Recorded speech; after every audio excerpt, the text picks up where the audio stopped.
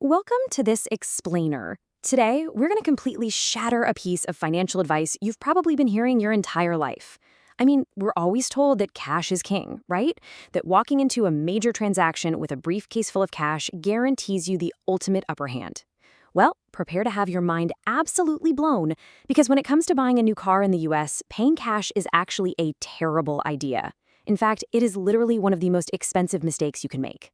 Okay, let's jump right into part one, a tale of two buyers. To really wrap our heads around how this system actually works, let's look at a real-world scenario. Picture two neighbors, Derek and Travis.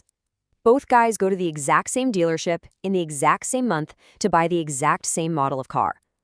Now, Derek is a meticulous planner, right? He did his homework, haggled with the salesperson for over an hour, and somehow got the car for just $50 over the invoice price. He walked out feeling like a total champion. Then, the very next weekend, his neighbor Travis goes in. Travis drops those supposedly powerful 5 words, "I'm paying cash, best price." But look at how that actually played out. Travis, wielding the ultimate weapon of cold hard cash, ended up paying $2,400 more than Derek for the exact same vehicle. Seriously, how is that even mathematically possible? Well, the mystery gets even deeper when you take a closer look at Derek's deal. Derek genuinely thought he beat the system. The salesman even leaned back, did the whole deep sigh, and told him they were basically losing money on the transaction. But the shocking truth? The invisible machine running behind the scenes of the dealership actually made over $3,000 on Derek's transaction. And Derek didn't see a single cent of it. Let's pull back the curtain in part 2, the invisible profit layers. To figure out how the dealer pulled this off, we really have to look past the surface. You see, that $50 profit that Derek focused so hard on, it's pretty much an illusion. Let's break down his math. He used Consumer Reports to find the manufacturer's invoice price, which was $29,900. He negotiated the sticker price down to $29,950. So that left a visible gross profit of just $50. Having that secret invoice price made him feel like an absolute genius. But here is the catch. The manufacturer's invoice is almost never the dealership's actual cost. The real cost is significantly lower. Enter the first hidden layer, the dealer holdback. This is a super private financial arrangement that you are never going to see on Kelley Blue Book or Edmunds. Basically, after the sale is finalized, the manufacturer quietly wires money back to the dealership. On Derek's $32,250 car, a standard 2 to 3% holdback silently slipped about $645 to $967 directly back into the dealer's pocket. Just like that, in a split second, that holdback alone completely wiped out Derek's perceived victory. Now, what's really wild is the sheer number of invisible levers the manufacturer can pull. If they overproduced a certain car, boom, they offer dealer cash incentives. If the dealership hits a specific sales tier, stair-step volume bonuses unlock tens of thousands of dollars. By the way, that's exactly why dealers are always so desperate to make deals at the end of the month.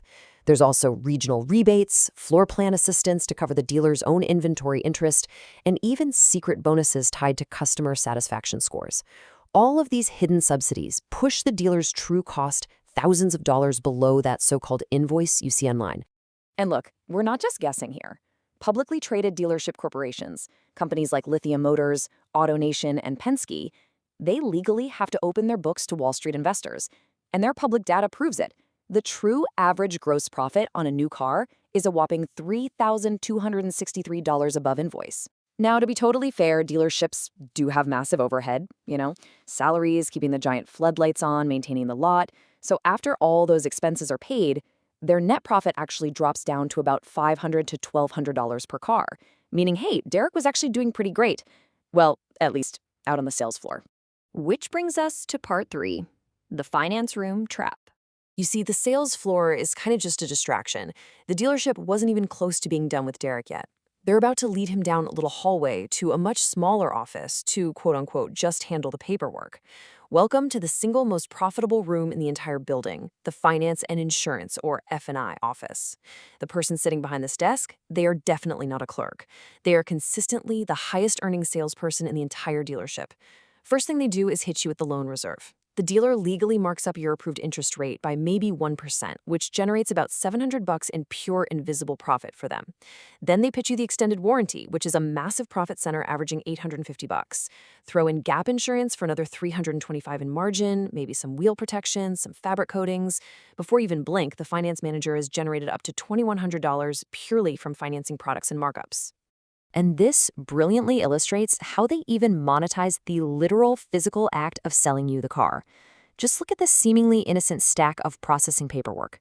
That documentation fee they charge just to type your info into a computer, that can be up to $650 in pure profit. The electronic filing markup, another $40 to $90.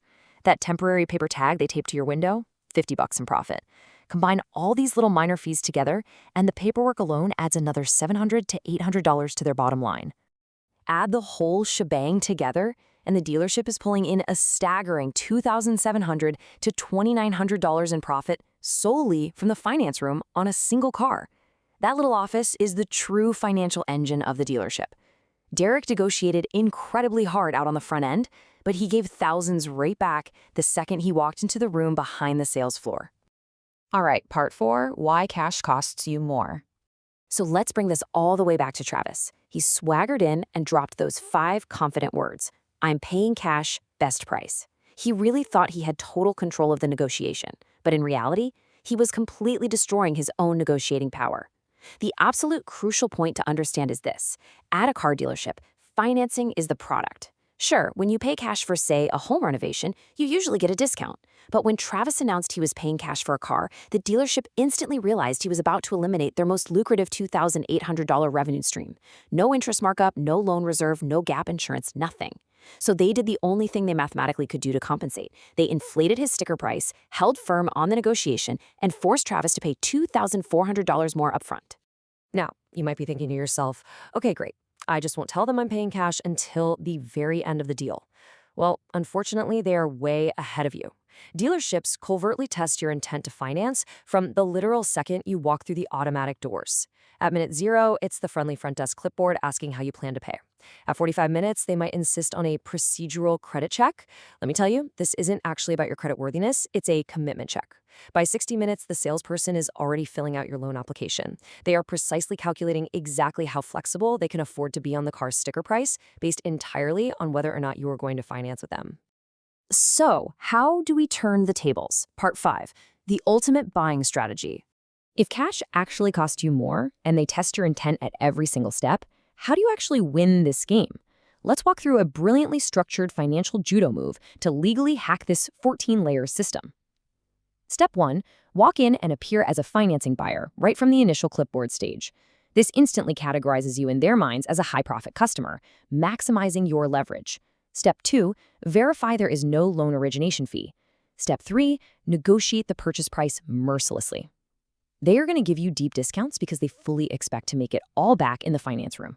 Step 4, negotiate the F&I products. You absolutely do not have to pay full price for anything they offer in there. Step 5, and guys, this is absolutely critical, read the fine print and confirm there is no prepayment penalty in the contract. And finally, step 6, you sign the loan, lock in that heavily discounted financing buyer price, drive your new car home, and then pay the entire loan off the very next day. You capture the massive discount and you dodge the interest entirely. It's brilliant. So, wrap your head around that for a second. You now know the exact hidden math running behind the scenes of every single dealership. You can see the invisible layers, you know the finance room traps, and you have the strategy to turn their own profit engine to your massive advantage. So I'll leave you with this final vital question as you think about your next major vehicle purchase. Knowing all of this, will you ever walk into a dealership and say, I'm paying cash ever again?